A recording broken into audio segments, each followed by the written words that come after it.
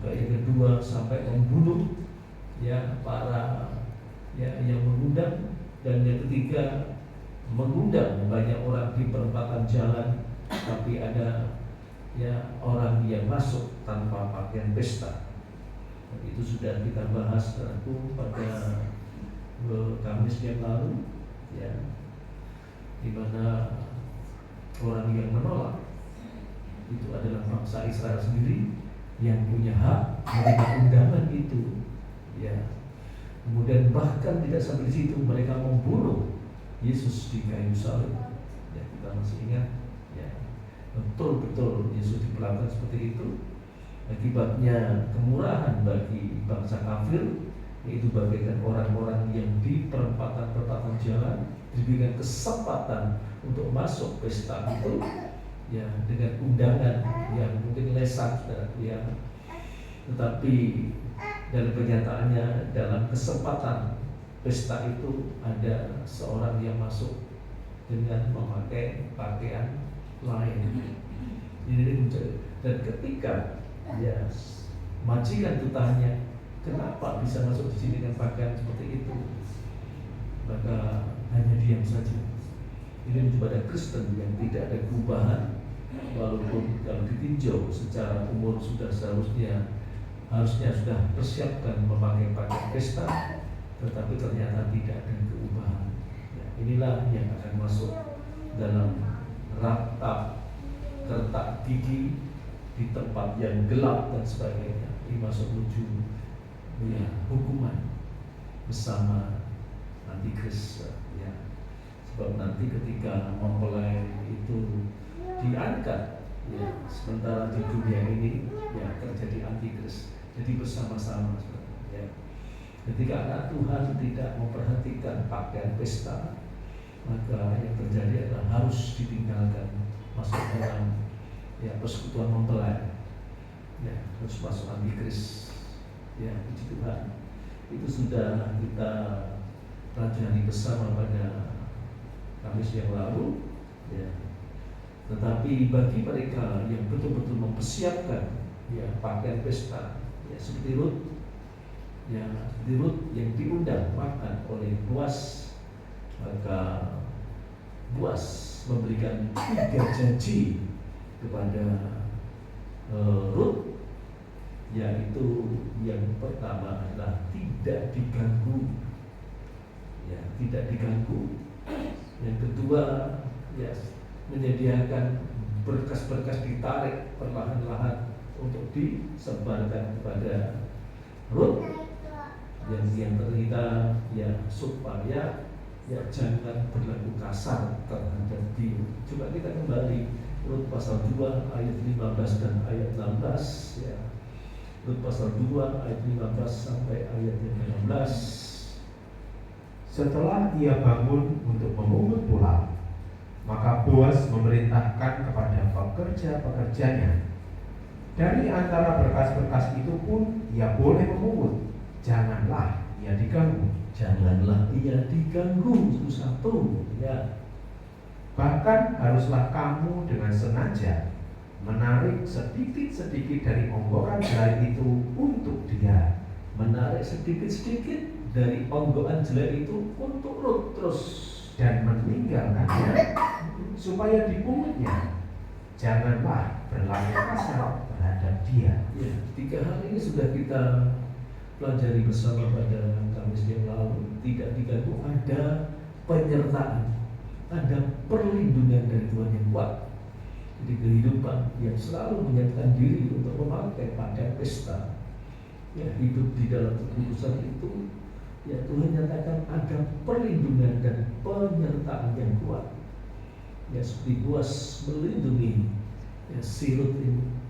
Yang kedua, menarik onggokan sedikit-sedikit dan ditinggalkan kepada Rut ini. Berkatnya mengalir, berkat dunia itu mengalir, jaminan hidupnya mengalir. Tidak seperti langsung dikasih banyaknya, tapi Tuhan cukupkan terus. Tuhan tidak pernah tidak mengalirkan, tetapi pemeliharaan terus. Dan yang ketiga, jangan berlaku kasar terhadap dia. Bicara kasih mempelai, Tuhan akan mengasihi. Itu janji Boaz kepada Rut, melindungi, menyertai, memberkati, ya tidak pernah meninggalkan, ya, terus mengasihi, ya itu kita sayang ini alatnya ada rusak, kenapa? Ya ini gambaran Rut bekerja keras itu hasilnya seperti itu. Ya puji nama Tuhan. Maka pada sore petang hari ini kita akan lanjutkan, yaitu kitab Rut pasal 2 ayat 17 sampai ayat yang 19. Setelah ya dinyatakan oleh Boaz seperti itu, ya maka apa yang dilakukan oleh Rut, ya ayat 17 sampai ayat yang ke-19, ya. Maka ia memungut di ladang sampai petang. Ya, terus Lalu ia mengirik yang dipungutnya itu, dan ada kira-kira seeva jelai banyaknya. ya, terus Diangkatnya lah itu. Lalu masuklah ia ke kota. Ketika mertuanya melihat apa yang dipungutnya itu, dan ketika dikeluarkannya dan diberikannya kepada mertuanya sisa yang ada setelah banyak itu, maka berkatalah mertuanya kepadanya, "Di manakah engkau memungut dan di mana engkau bekerja hari ini? Diberkatilah kiranya orang yang telah memperhatikan engkau itu." Lalu diceritakannya lah kepada mertuanya itu pada siapa dia bekerja. Katanya, "Nama orang pada siapa aku bekerja hari ini ialah Boaz." ya puji Tuhan. Ya, ini langsung Rut tidak menunggu waktu, dia langsung bekerja. Ya bekerja, nah mendapatkan hasil daripada apa yang dipungut. Ya, secara komplit karena pegawai-pegawainya itu juga ya mencabut sedikit-sedikit dan ditinggalkan pada Rut, maka Rut ya menjadi kelimpahan. Ada jelai yang kelimpah pada tangannya, tetapi Rut tidak mau pulang membawa jelai itu yang masih masih panjang-panjang. Tapi Rut membawa ya jelai yang sudah diirik. Ya, diirik itu dipisahkan antara yang ada isinya dan yang tidak ada isinya, hingga di situ dinyatakan jumlahnya seeva, ukurannya beratnya 1 eva, ya. Kemudian diangkat itu semuanya, lalu dibawa Rut masuk ke kota, ya di kota, kemudian diberikan kepada mertuanya. Demikian pula sisa daripada bertih gandum yang dimakan bersama Boaz itu juga diberikan kepada mertuanya Naomi. Jadi pada sore hari ini kita akan mempelajari 3 hal, yaitu yang pertama, mengirik jelai yang dipukutnya hingga mendapat 1 eva. Mengirik jelai yang dipukutnya hingga mendapatkan 1 eva. Yang kedua, yaitu jelai yang sudah diirik dibawa masuk kota. Jelai yang sudah diirik dibawa masuk kota. Kemudian yang ketiga, memberi kelebihan bertih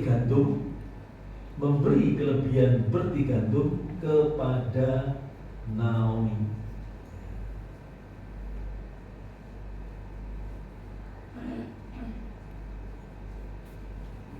Haleluya, puji Tuhan, ya, puji Tuhan. Kita akan bicara tentang mengirik jelai hingga mendapatkan 1 eva. Ya, tadi sudah saya sampaikan, mengirik itu memilah gandum atau jelai yang sudah dipanen itu. Ya, kalau di Indonesia itu di selek, ya.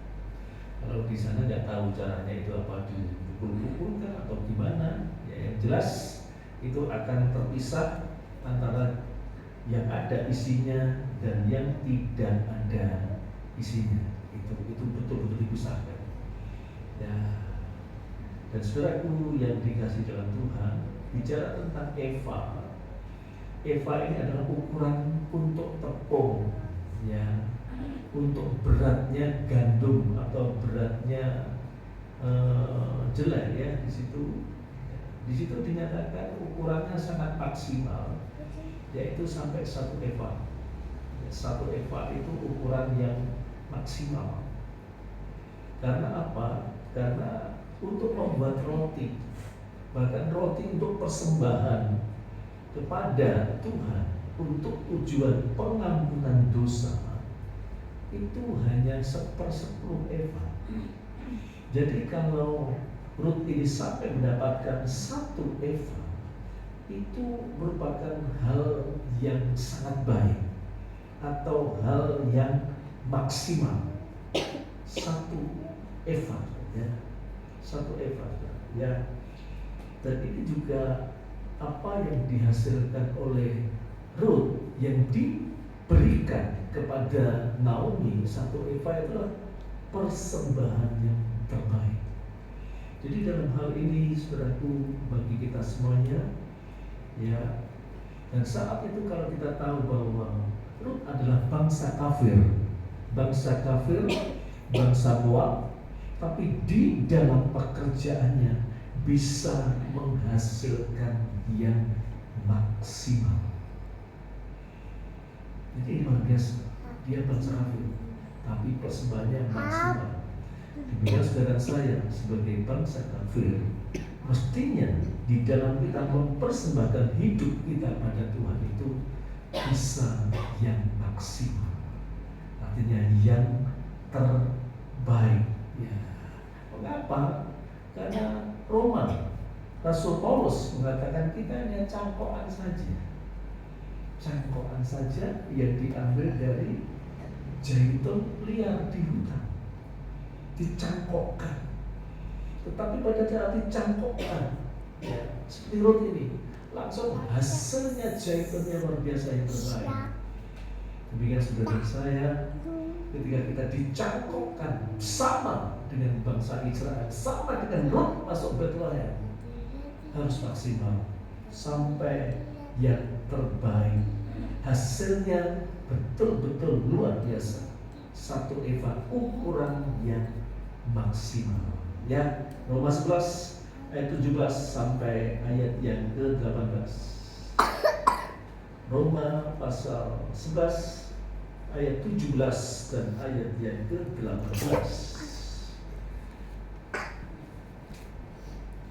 Karena itu, apabila beberapa cabang telah dipatahkan dan kamu sebagai tunas liar telah dicangkokkan di antaranya dan turut mendapat bagian dalam akar pohon zaitun yang penuh getah, Ya, janganlah kamu bermegah terhadap cabang-cabang itu. Jikalau kamu bermegah, ingatlah bahwa bukan kamu yang menopang akar itu, melainkan akar itu yang menopang kamu. amin. Jadi Rut ini juga tunas liar sama dengan kita, tapi Rut bisa menghasilkan yang maksimal, dipersembahkan pada Tuhan. Dan kita seharusnya juga seperti itu. Kita harus berjuang sebagai tunas liar yang tidak ada harganya ketika disatukan dengan Israel, disatukan di dalam Tuhan. Kita harus yang maksimal, dan itu ukuran bagi kita semuanya, ya. Sebab Tuhan selalu menerima persembahan yang terbaik, ya, selalu menerima persembahan yang terbaik. Kita tidak tahu kalau persembahan yang baik gimana, kita tidak tahu. Tetapi Rut ini persembahan yang terbaik.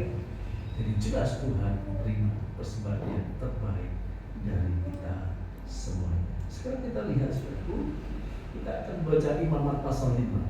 Kita bandingkan dengan ayat itu, ya, Imamat 5:11, bahwa di situ untuk persembahan orang-orang miskin yang tidak bisa mempersembahkan binatang, itu hanya mempersembahkan membuat roti 1/10 eva, ya. Coba kita baca Imamat 5 ayat 11 dan ayat yang ke-12. Imamat 5 ayat 11 dan ayat yang ke-12. Tetapi jikalau ia tidak mampu menyediakan 2 ekor burung tebukur atau 2 ekor anak burung merpati, maka haruslah ia membawa sebagai persembahannya karena dosanya itu 1/10 eva tepung yang terbaik menjadi korban penghapus dosa. Tidak boleh ditaruhnya minyak dan dibubuhnya minyak di atasnya, karena itulah korban penghapus dosa. Ya, ini kan luar biasa. Karena tak ukurnya Eva bagi orang yang miskin, yang tidak bisa mempersembahkan persembahan sampai burung terukur atau burung merpati aja tidak bisa, ini miskin. Itu 10/10 Eva. Apalagi yang tidak miskin, ya, yang normal, modelnya jauh daripada itu. Dan ukuran lot adalah se-eva. Tetapi orang yang sangat miskin itu dikatakan itu 1/10 eva. Terus ayat 12, lalu haruslah itu dibawanya kepada imam, dan imam itu haruslah mengambil daripadanya segenggam sebagai bagian ingat-ingatannya, lalu membakarnya di atas mezbah, di atas segala korban api-apian Tuhan. Itulah korban penghapus dosa. Amin, puji Tuhan. Ya, membakarnya di mezbah korban bakaran. Ya, di situ semua pembakaran di situ, roti maupun daging atau sampai anggur itu di situ. Ya, tidak di dalam korban kudus, korban kudus di dalam persembahannya saja. Jadi saudaraku dikasih Tuhan, kalau Ruth sampai menghasilkan 1 eva itu luar biasa. Pada ukur dan standarnya itu hanya 10, tapi Ruth full, sebagaikan semua dipersembahkan kepada Tuhan. Dia tidak memikir diri sendiri. Ya, ini luar biasa. Ya, persembahan dari Ruth yang luar biasa. Tetapi semuanya itu dilalui adanya suatu pengirikan. Pengirikan itu ya memisahkan mana yang berisi dan mana yang sekam.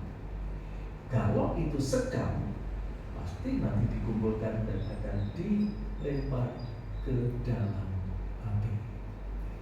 Sehingga yang dibawa oleh Ruth itu tidak ada sekamnya. Yang dipersembahkan kepada Naomi tidak ada sekamnya. Sudah dalam wujud jelai yang ada isinya.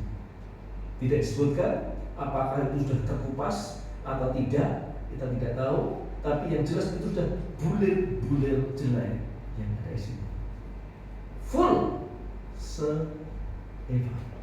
Yang luar biasa. Ya, itu sebagai luar biasa. Oleh sebab itu Tuhan bicara dalam Injil Matius pasal yang 3, ya, buat saat-saat ini juga sudah ada alat penampi. Ya, alat penampi disediakan di tangannya. Ya, ini akan mengiring apakah kita ini berisi atau tidak.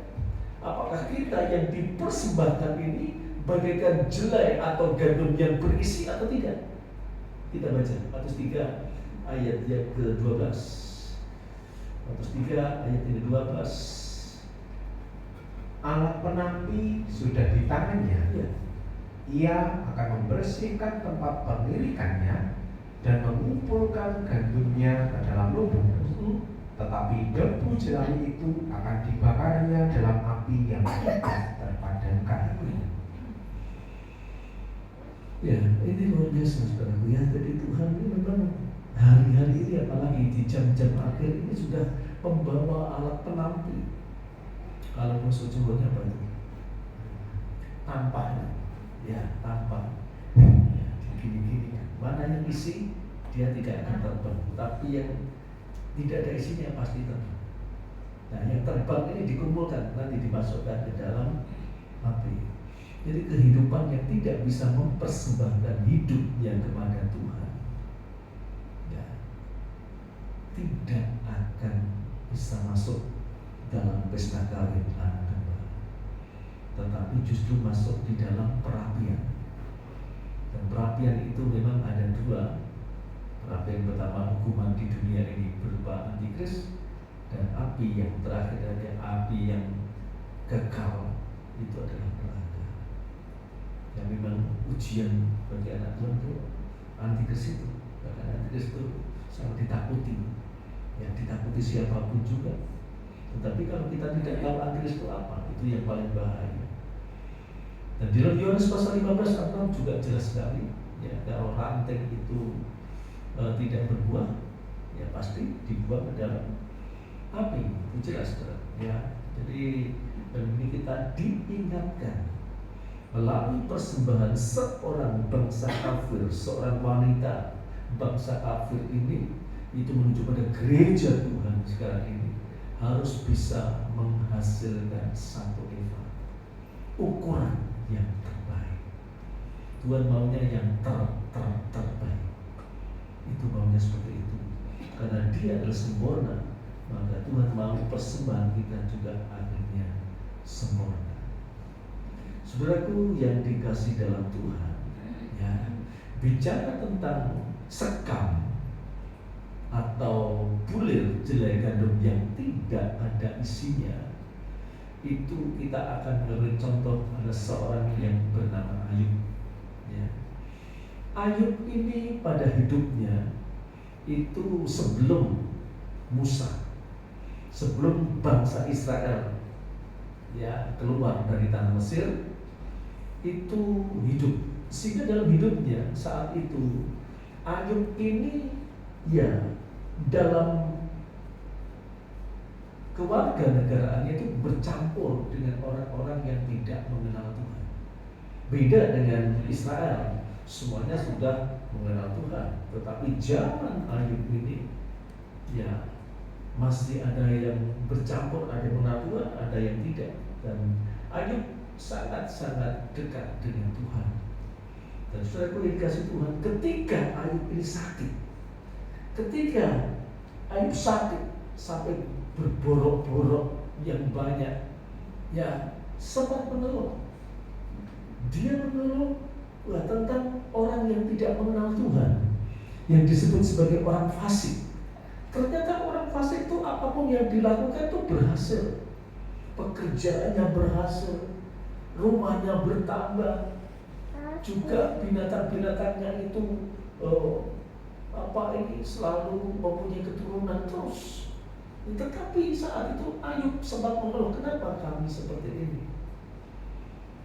Kemudian Tuhan mengingatkan bahwa orang fasik itu bagaikan sekam, bagaikan jerami yang nantinya pasti dibakar.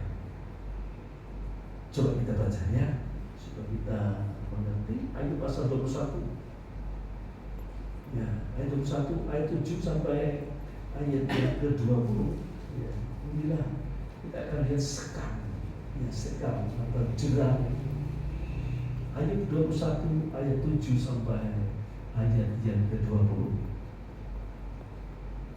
Mengapa orang fasik tetap hidup, menjadi tua, bahkan menjadi bertambah-tambah kuat? Keturunan mereka tetap bersama mereka, dan anak cucu diperhatikan mereka. Rumah-rumah mereka aman, tak ada ketakutan. Bentuk Allah tidak menimpa mereka. Ya, sebelum Lembu jantan mereka memacet dan tidak gagal. Lembu betina mereka beranak dan tidak keguguran. Kanak-kanak mereka dibiarkan keluar seperti kambing domba. Anak-anak mereka melompat-lompat.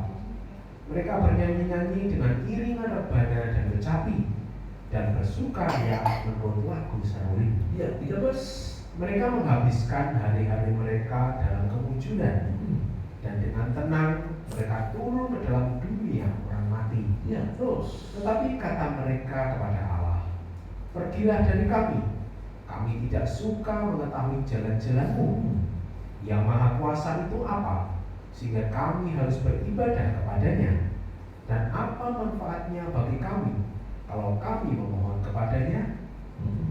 Memang kemunculan mereka tidak terletak dalam kuasa mereka sendiri. Rancangan orang fasik adalah jauh daripadaku. Betapa sering pelita orang fasik dipadamkan, kebinasaan menimpa mereka, dan kesakitan dibagikan Allah kepada mereka dalam murkanya. 18. Mereka menjadi seperti jerami di depan angin, seperti sekam yang diterbangkan badai. Ya, Bencana untuk dia disimpan Allah bagi anak-anaknya. Sebaiknya orang itu sendiri diganjar Allah supaya sadar. ya, Sebaiknya matanya sendiri melihat kebinasaannya, dan ia sendiri minum dari murka yang Maha Kuasa. ya. Itu zamannya Ayub bercampur, ya. Seperti zaman Nuh dan sebagainya, Abraham kan masih bercampur seperti itu. Itu di situ dulu ketika masih berjalan, itu kalau Tuhan menghukum langsung menghukum. Tapi zaman sekarang beda, penghukuman itu pada akhir zaman. Sehingga kadang-kala ya kita juga bisa seperti Ayub. Kenapa ya orang yang tidak mengenal Tuhan kok usahanya lancar-lancar, kok berkatnya banyak, hidupnya tentram dan sebagainya. Kadang-kadang kita iri. Kalau kita sadar itu hukuman sudah disediakan bagi mereka, ya, tapi kita tidak. Tapi yang terjadi dalam kehidupan kita itu kadang kita memikirkan begitu, orang dunia kok enak-enak, tidak sadar bahwa kita itu lebih enak daripada mereka, karena kita tersedia kerajaan surga yang mulia. Itu yang tidak pernah terpikir atau jarang terpikir oleh anak-anak Tuhan. Ya, itu sebab itu melalui apa yang dikatakan oleh Alkitab tentang Ruh ini, mestinya bersyukur. Kita sebagai bangsa kafir boleh masuk Bethlehem itu dan luar biasa.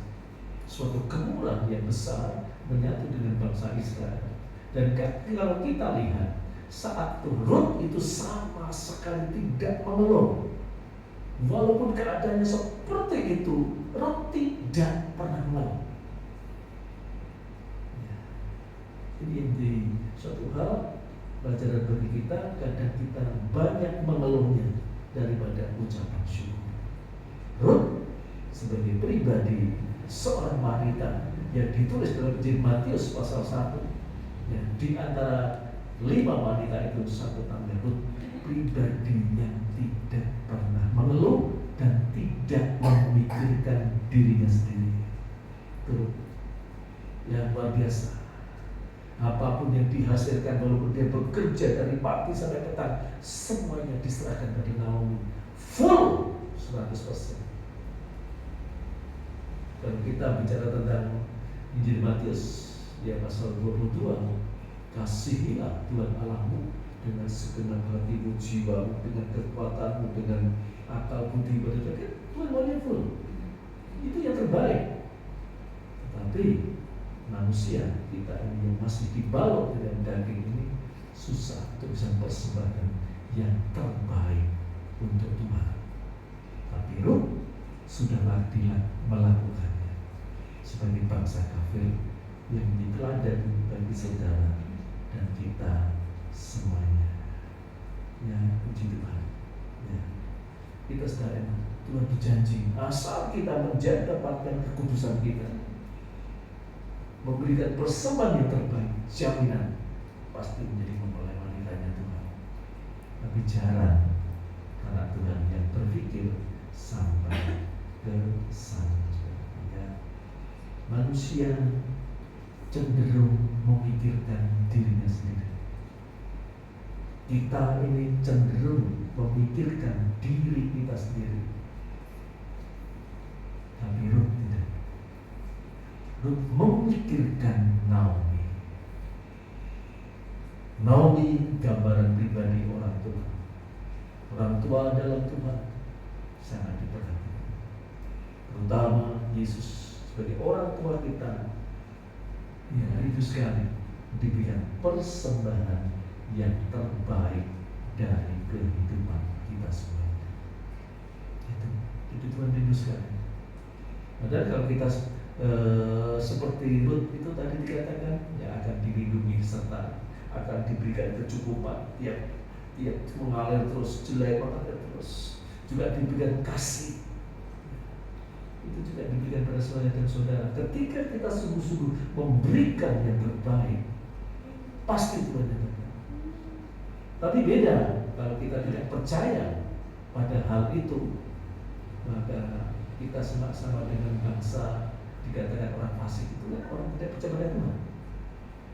Bagaimana akan mendapatkan kasih kemurahan dari Tuhan ketika kita sama seperti orang fasik yang pikirannya hanya mengarah diri kita sendiri? Coba kita baca Yohanes 3 ayat 16 sampai ayat 18. Ini kehidupan yang bergerak sekam, jerami bagi orang fasik itu, ya itu tidak mungkin mendapatkan kemurahan. Ya. Yohanes 3 16 sampai 18. Karena begitu besar kasih Allah akan dunia ini, sehingga Ia telah mengaruniakan anaknya yang tunggal, supaya setiap orang yang percaya kepadanya tidak binasa, melainkan beroleh hidup yang kekal. Ya, 17. Sebab Allah mengutus anaknya ke dalam dunia bukan untuk menghakimi dunia, melainkan untuk menyelamatkannya oleh Dia. Ya, itu tujuan Tuhan. Terus 18. Barang siapa percaya padanya, ia tidak akan dihukum. Ya. Barang siapa tidak percaya, ia telah berada di bawah hukuman, sebab ia tidak percaya dalam nama Anak Tunggal Allah. Amin. Jadi ini yang terjadi di kehidupan Ayub itu, sampai menolak Tuhan, menolak. Ya jangan sampai kami kerjakan ibadah dan sebagainya. Itu terjadi dalam kitab Ayub, jelas sekali. Juga kitab-kitab yang lain sebelum itu juga banyak yang seperti itu. Dan pada akhir zaman ini khususnya, kita semuanya, Tuhan mau kita jangan sampai disekam jerami, yang artinya tidak mau betul-betul menuruti kehendak Allah. Itu. Jadi kalau kita tidak menuruti kehendak Allah, kalau Rut itu tidak mau menuruti apa yang dikatakan Boas, dia tidak akan mendatangkan jelek. Tetapi saat itu betul-betul tunduk dan turut pada suara Boas, sehingga Boas memerintahkan, jangan diganggu, berikan bergandum itu ceceran, supaya terus dia memungutnya sepanjang hari. Ini janji Tuhan pada kita semuanya. Artinya kadang-kadang kita tidak bisa seperti itu karena kita hanya memikirkan diri kita sendiri. Memang kita sadar sebagai manusia yang masih dibalut daging ini cenderung untuk memikirkan diri sendiri. Jarang kita memikirkan Allah, jarang kita memikirkan hidup kita, Naomi, dan hidup itu Yesus untuk kita berikan persembahan. Ya, apalagi sampai satu Eva yang maksimal. Dan di sini kalau menurut ini, Tuhan mau kita betul-betul bisa memberikan persembahan yang terbaik untuk Tuhan. Ya, ukuran yang terbaik itu relatif. Bagi kita masing-masing, Tuhan ya, menurut kemampuan kita yang maksimal. Masing-masing orang berbeda. Ya, tetapi kita belajar semaksimal mungkin, yaitu 1 Eva. Ya, 1 Eva itu maksimal. Karena persembahan permohonan dosa berapa? 1/10. Itu 1 utuh. Tuhan mau kasih kita kepada Tuhan itu utuh. Ini yang perlu kita perjuangkan sampai kasih kita utuh, saudara. Coba kita akan baca dalam kitab Ulangan, saudara. Kitab Ulangan pasal 25 ayat 13 sampai ayat yang ke-16. Ya. Ini keutuhan daripada Eva ini. Ya. Ulangan 25 ayat 13 sampai ayat yang ke-16.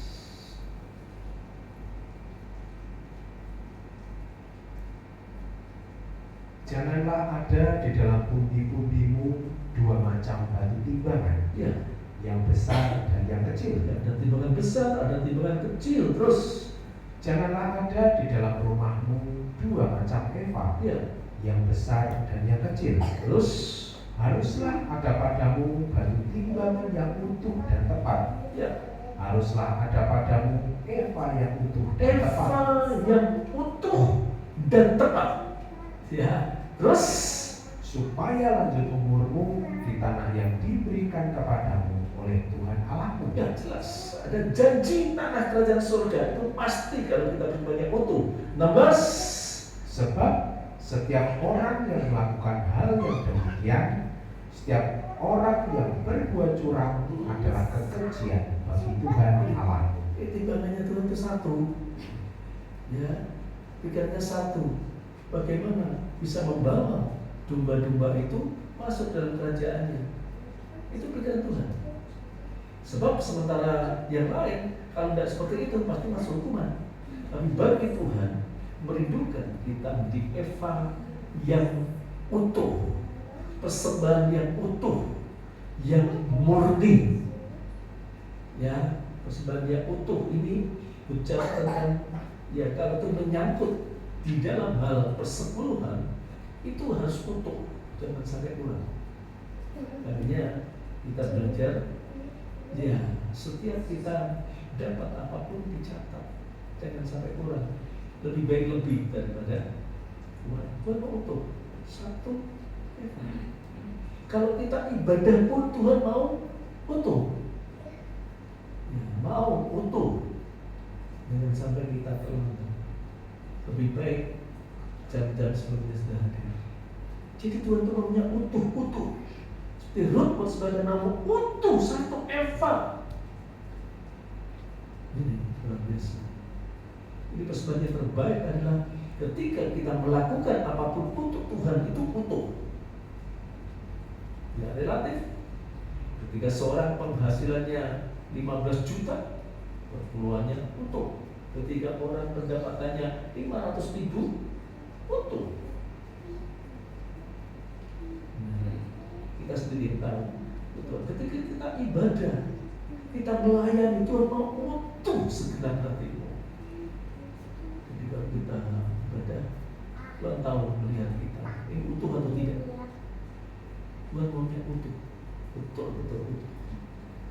Ya, setelah utuh dipersembahkan, dibawa oleh Rut kepada Naomi, maka tanpa sadar jela itu masuk ke dalam kota. Karena pada waktu mendapatkan jela itu jelas pasti di luar kota Bethlehem. Ya. Tetapi ketika sudah mendapatkan jela itu yang sudah diiring masuk ke dalam kota. Artinya persembahan itu akan bisa membawa kita semuanya masuk ke kotanya Allah. Ya, luar biasa. Persembahan yang utuh itu akan masuk ke kotanya Allah. Kota apa? Bethlehem. Bethlehem itu kota kelahiran Daud, kota kelahiran Yesus sebagai raja. Artinya apa? Bahwa persembahan yang terbaik itu bagaikan dipersembahkan dan raja di atas segala raja. Luar biasa. Dan raja itu sangat senang ketika mendapatkan persembahan upeti yang utuh, tidak dikurangi. Raja sangat suka. Yesus sangat suka ketika apa yang kita persembahkan adalah utuh. Ya, 1 Samuel pasal 16 ayat 1 ya, itu menerangkan bagaimana Daud itu adalah raja yang berasal dari Bethlehem. Ya, 1 Samuel pasal 16 ayat yang 1 muncullah raja. Ya. 1 Samuel pasal 16 ayat 1.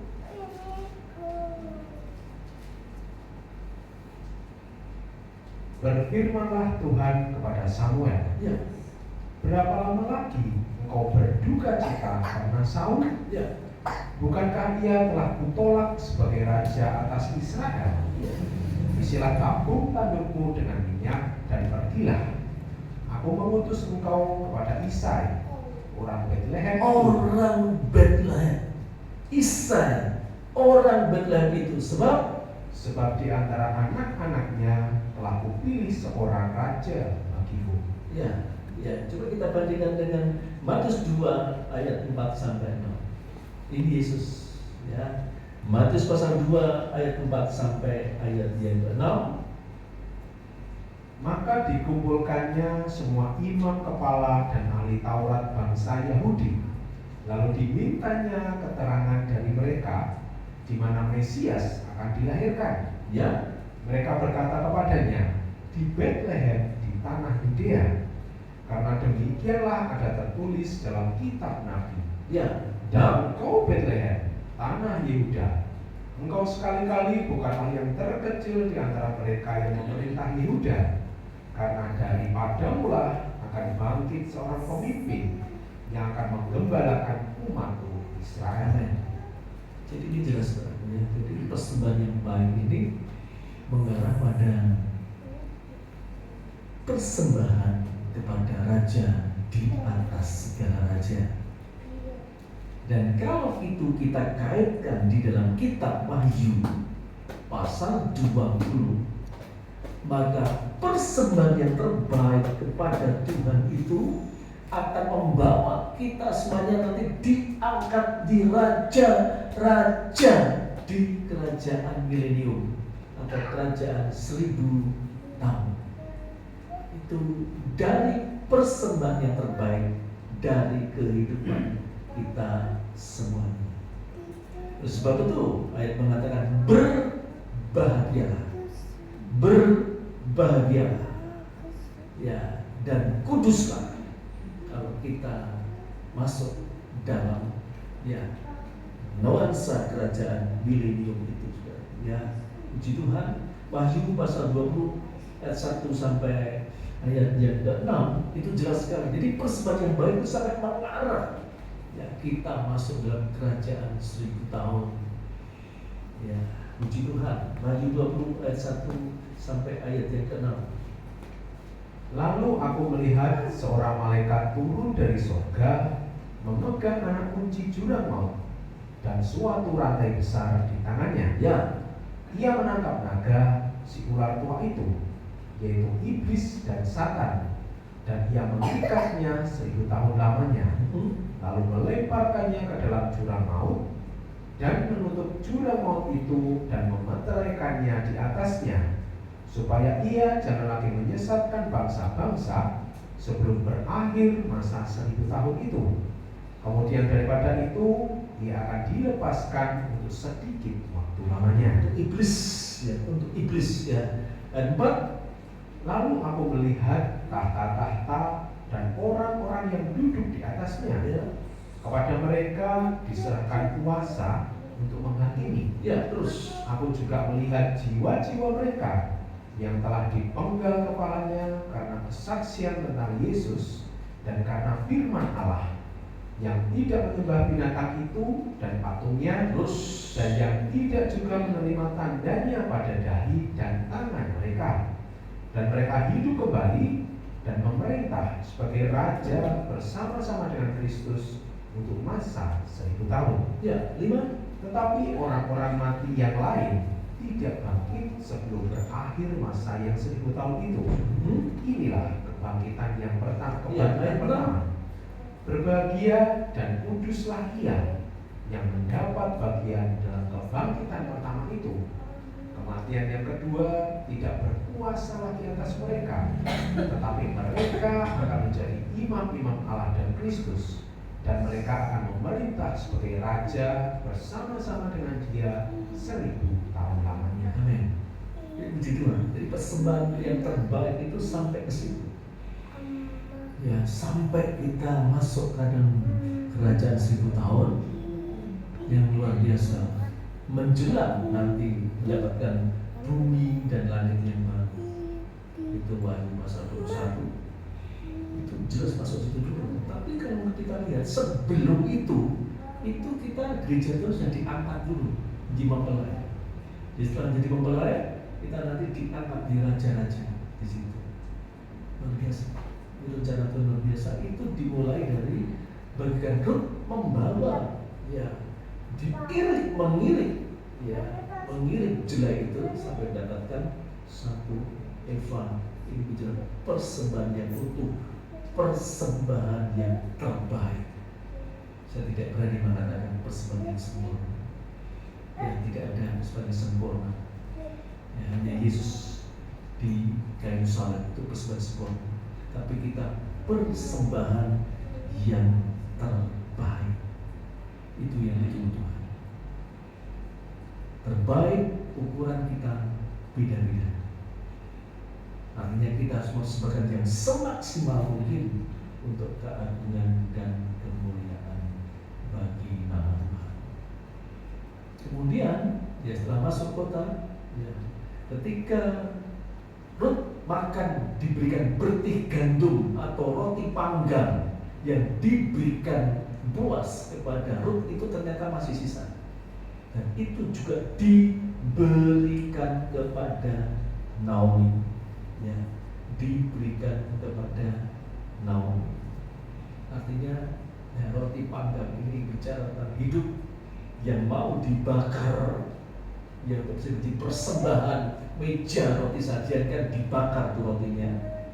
Ya, artinya ketika kita mau memberikan persembahan yang terbaik itu, ya, daging kita rela dibakar.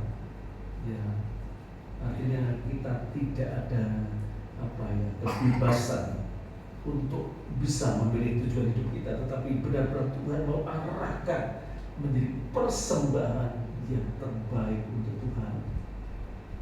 Ya, maka yang dibakar pertama kali adalah keegoisan kita. Kenapa? Selain kita tidak bisa mempersembahkan yang terbaik, kita tidak bisa ibadah yang terbaik, kita tidak bisa memberikan persembahan yang terbaik, tidak, karena kita egois. Itu yang harus dibakar. Karena itu tanpa sadar itu berpengaruh besar, persentasenya besar di dalam kehidupan manusia yang dikatakan masih daging ini. Ya, sekarang kita lihat sebenarnya tadi bahwa jelai itu dipersembahkan, diberikan kepada Naomi. Naomi bicara orang tua. Orang tua bisa jasmani, juga bisa rohani. Artinya bahwa setiap anak Tuhan memang harus bisa memberikan persembahan kepada orang tua yang jasmani dulu, memperhatikan yang jasmani. Seperti apa yang sudah kita dengarkan dalam Injil Matius pasal 15 yang sudah kita baca pada hari Minggu yang lalu, yaitu Matius 15 ayat 3 sampai 6. Ya, di situ orang ahli Taurat dan orang Farisi menyalahgunakan bahwa dia membuat tradisi sendiri, ya, seolah-olah ya apa yang harus diberikan pada orang tua tetapi diberikan pada Tuhan seolah-olah itu sudah benar. Tetapi Tuhan ngomong itu tradisimu sendiri. Tetapi Tuhan mengatakan, ya, hormatilah ayah bundamu dan seperti itu.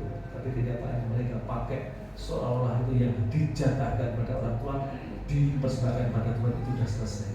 Ternyata tidak mau. Orang tua tetap orang tua. Nah, coba kita sudah catat gimana ya? Matius 15 ayat 3 sampai ayat yang 6 itu jelas sekali ya. Matius 15 ayat 3 sampai 6 itu jelas sekali ya. Tetapi jawab Yesus kepada mereka, mengapa kamu pun melanggar perintah Allah demi adat istiadat nenek moyangmu? Demi adat istiadat nenek moyangmu. Sebab Allah berfirman, hormatilah ayahmu dan ibumu. ya. Dan lagi, siapa yang mengutuki ayahnya atau ibunya pasti dihukum mati. Ya. 5. Tetapi kamu berkata, barang siapa berkata kepada bapaknya atau kepada ibunya, apa yang ada padaku yang dapat digunakan untuk pemeliharaanmu sudah digunakan untuk persembahan kepada Allah. Ya, terus Orang itu tidak wajib lagi menghormati bapaknya atau ibunya.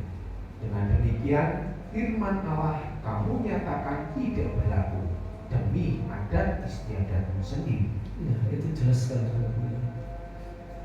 Itu teguran bagi ahli Taurat dan orang Farisi saat itu yang membuat tradisi kalau uangnya sudah dipersembahkan kepada ya, bait Allah, ya orang tua sudah tidak perlu diberikan lagi.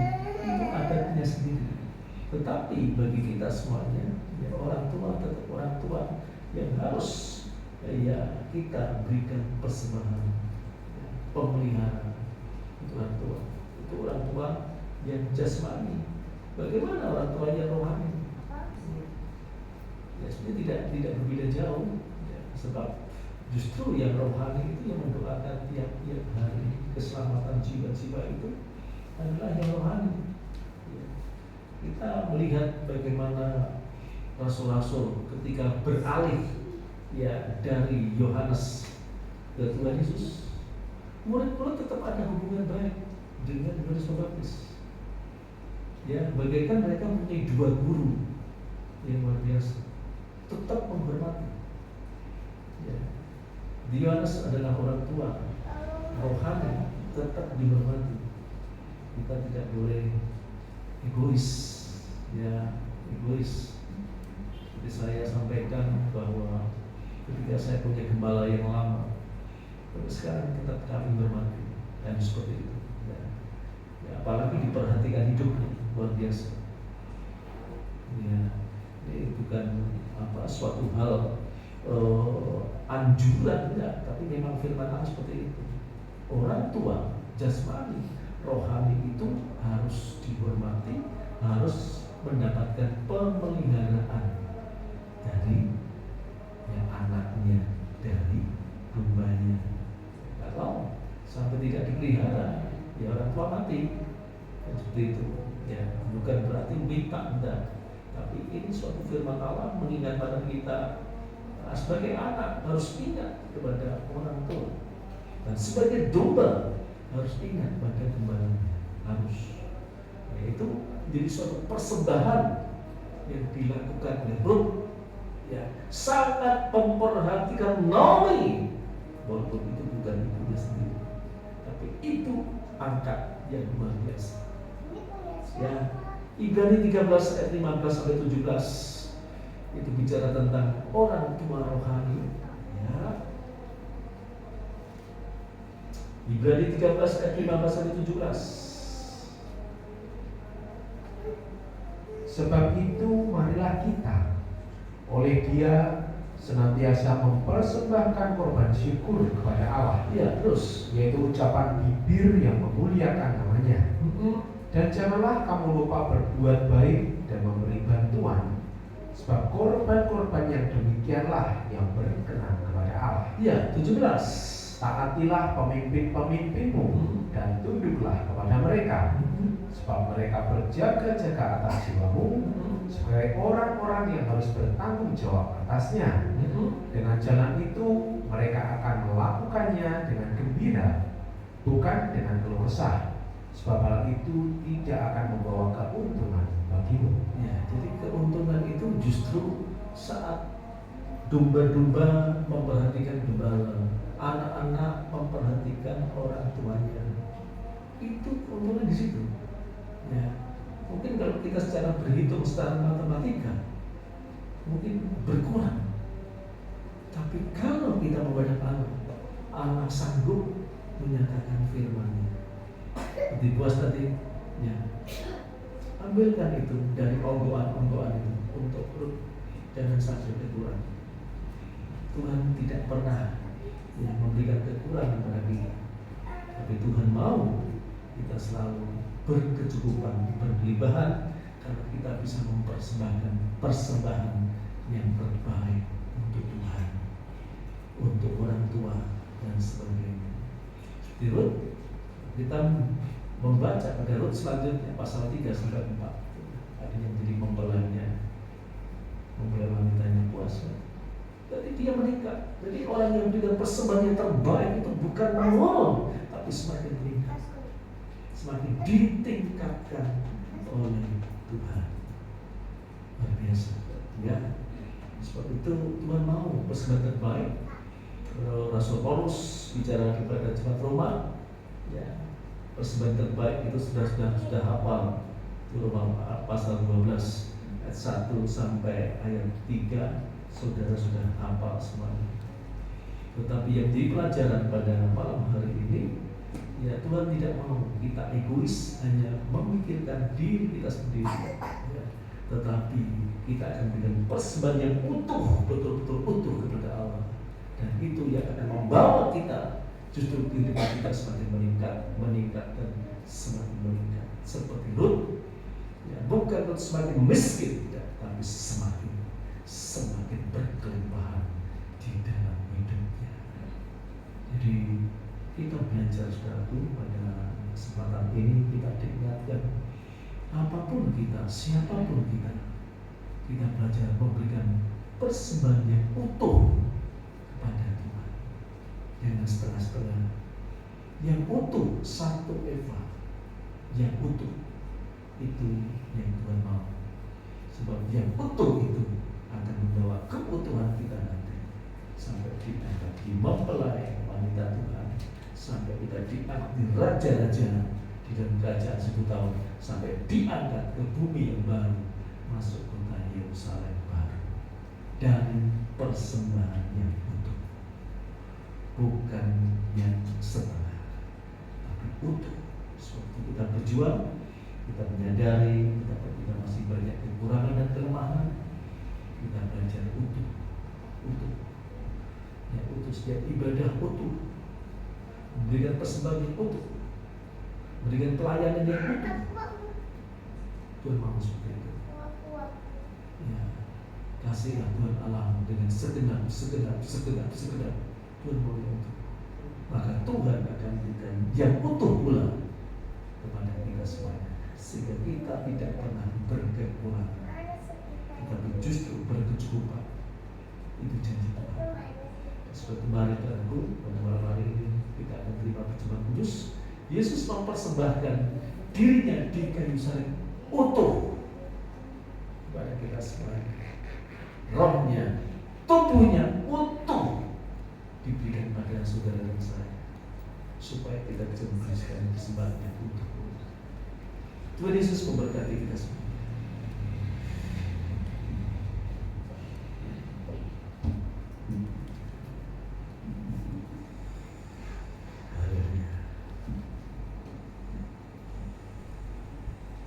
Di atas kurban, ya selalu Tuhan, ku tinggikan kurban-Mu.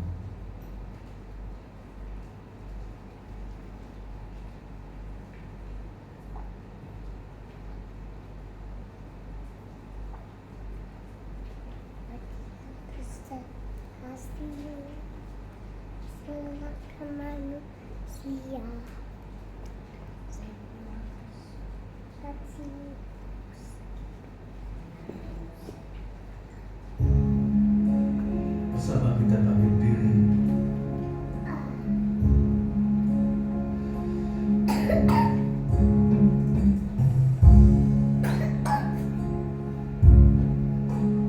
Ya selalu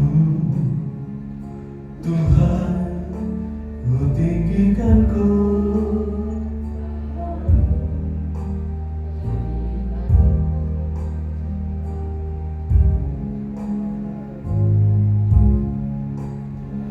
Selalu Tuhan, ku tinggikan korban-Mu, tinggikan korban-Mu di hidupku. Tak ingin Tuhan melepaskan diriku dari kuasa-Mu. Di atas korban-Mu, di atas korban-Mu, ku alaskan tabisanku.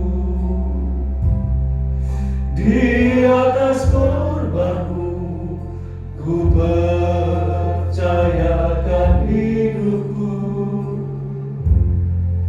Di atas korbanmu ku akan menangkan semua, dan ku menjadi milikmu selamanya. Bersama kita berdoa. Terima kasih Tuhan Yesus, Engkau sudah melawat kami, sudah berfirman pada kami Tuhan, supaya kami bisa memberikan persembahan yang terbaik untuk Engkau Tuhan. Menyadari keterbatasan kami sebagai manusia yang masih dibangun dengan daging, masih kekurangan Tuhan di sana sendiri depan kami. Maka pada malam hari ini Tuhan, sebelum kami menerima tubuh dan darah, Tuhan kuduskan dan sucikan kami, supaya kami boleh layak Tuhan untuk bisa menerima persembahan yang sempurna. Itulah tubuh dan darah-Mu yang telah Engkau nyatakan, Kau korbankan di kayu salib. Terima kasih Tuhan. Tapi saat ini Tuhan masih berupa roti dan anggur yang ada di depan kami. Maka saya memohon Tuhan, Kau sucikan roti dan anggur ini, dan di dalam nama Tuhan Yesus Kristus Engkau sudah mengubahkan di tubuh dan darah-Mu yang siap kami makan dan minum di dalam kuasa-Mu. Urapi kami yang melayani, juga pelayan Tuhan yang melayani perjamuan kudus. Tuhan sucikan, layakkan kami, sehingga kami boleh mendapatkan kemurahan Tuhan lewat korban-Mu ini.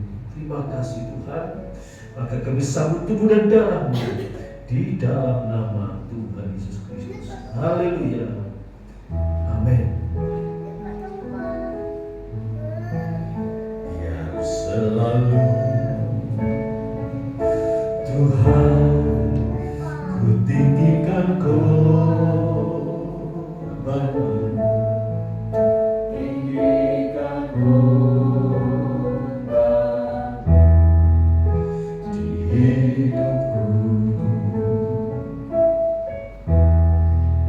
Ku tak ingin Tuhan melepaskan diriku dari kuasa korban-Mu. Haleluya. Di atas korban-Mu ku alaskan tangisanku. Di atas korban-Mu ku percayakan hidupku. Di atas korban-Mu ku akan menang atas semua, dan ku menjadi milik-Mu selamanya. Di atas korban-Mu ku alaskan tangisan-Mu. Di atas korban-Mu ku percayakan hidupku. Di atas korban-Mu ku akan menang atas semua, dan ku menjadi milik-Mu selamanya.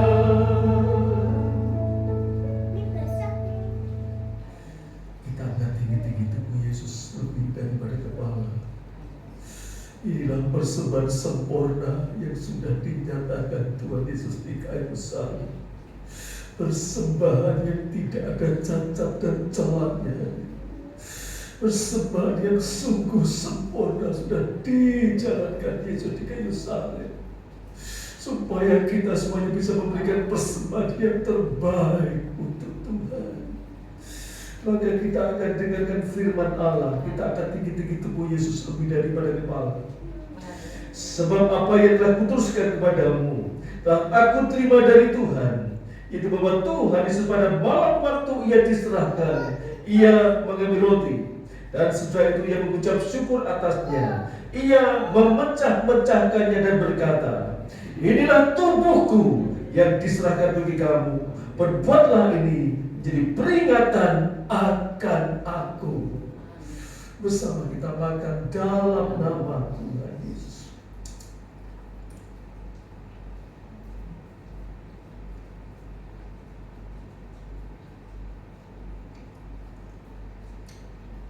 Terima kasih. Terima kasih Tuhan. Kita akan tinggi-tinggi darah Yesus lebih daripada kepala. Demikian juga ia mengambil cawan dan makan lalu berkata, cawan ini adalah perjanjian baru yang dimeteraikan oleh darahku. Perbuatlah ini setiap kali kamu meminumnya di peringatan akan aku. Sebab setiap kali kamu makan roti ini dan minum cawan ini, kamu memperhatikan kematian Tuhan sampai ia datang. Kita minum dalam nama Tuhan Yesus. Haleluya. Di atas korbanmu, di atas korbanmu, di atas korbanmu, ku alaskan habisanku. Di atas korbanmu, ku percayakan hidupku. Haleluya. Di atas korbanmu, ku akan menang atas semua, dan ku menjadi milikmu selamanya. Di atas korbanmu, di atas korbanmu, ku kami pada Tuhan pasti keberisanku. Di atas korbanmu, ku percayakan hidupku.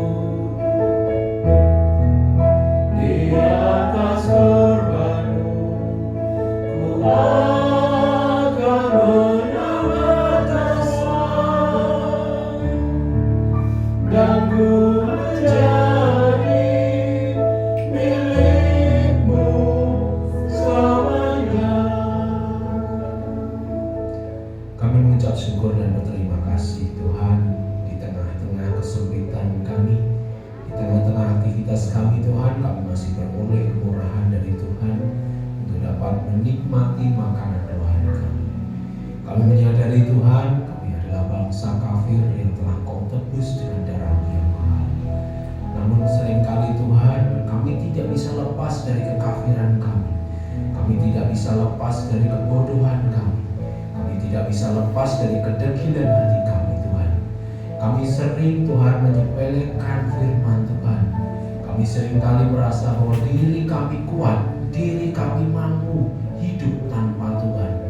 Namun sebenarnya Tuhan, semuanya itu Tuhan hanya akan membawa kami ke dalam jurang kematian. Oleh karena itu Tuhan, jika pada saat ini kembali kami boleh belajar dari seorang wanita kafir Tuhan, seorang Lut yang begitu rendah hati, begitu memiliki rasa syukur di dalam hatinya, tidak pernah mengeluh Tuhan apapun yang terjadi dalam kehidupannya. Boleh Tuhan, kiranya Tuhan kami boleh belajar dari Lut, kami yang juga adalah bangsa kafir Tuhan yang telah Kau tebus. Kiranya Tuhan senantiasa ada rasa syukur dalam kehidupan kami, tidak ada lagi kata mengeluh Tuhan, karena kami tahu Tuhan bahwa Engkau telah menjamin kehidupan kami, dan selama kami tinggal di dalam Kau Tuhan, tidak ada hal yang akan menjadi kekhawatiran kami. Kami mengucap syukur Tuhan jika pada saat ini kembali kami boleh menikmati tubuh dan darah-Mu Tuhan, yang kiranya Tuhan akan memeteraikan kami, menjadikan kami senantiasa diperbarui hari demi hari. Terima kasih Tuhan atas firman Tuhan yang telah kami terima. Kiranya Tuhan, firman Tuhan akan senantiasa menjadi pelita bagi kehidupan kami. Terima kasih.